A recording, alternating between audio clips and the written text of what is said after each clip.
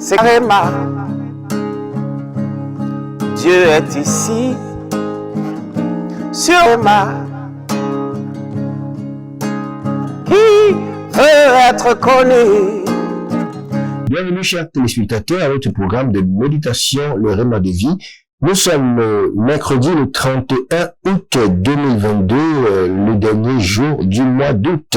Nous sommes avec l'apôtre Johnson Suleiman et la lecture de la Bible aujourd'hui. Nous lisons Ésaïe le chapitre 22 au chapitre 24. Et nous sommes à la quatrième partie du message qui dit « Pensez ».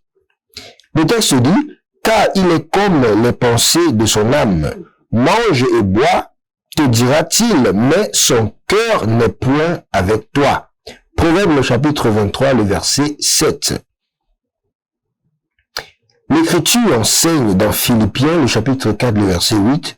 « Enfin, frères, tout ce qui est vrai, tout ce qui est honnête, tout ce qui est juste, tout ce qui est pur, tout ce qui est beau, tout ce qui est bon, s'il y a quelques vertus, s'il y a quelques louanges, pensez à ces choses. » Et en d'autres termes, tout ce qui n'est pas en accord avec ce que Dieu dit ne doit pas trouver son chemin dans votre esprit. Vous êtes ce que votre esprit ou votre cœur pense.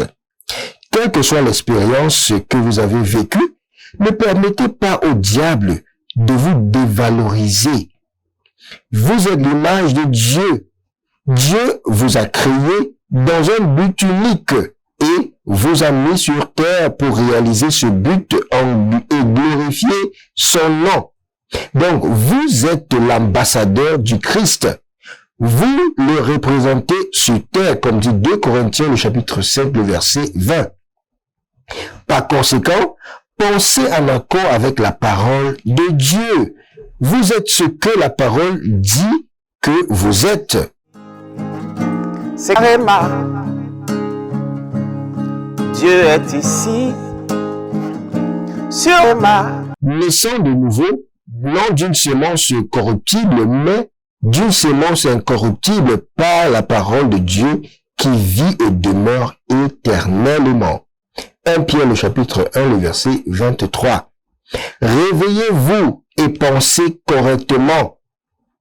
Abattez les imaginations et toutes choses élevées qui s'élèvent contre la connaissance de Dieu et réduisez toute pensée à l'obéissance de Christ. 2 Corinthiens, le chapitre 10, le verset 5. Chassez cette pensée de la pauvreté et du manque, de la maladie et du malheur. Ils ne sont pas votre part en Christ. Quelle que soit l'économie, vous opérez d'en haut. L'économie du ciel qui pourvoit aux besoins selon la richesse de sa gloire par Jésus-Christ. Philippiens 4, le verset 19.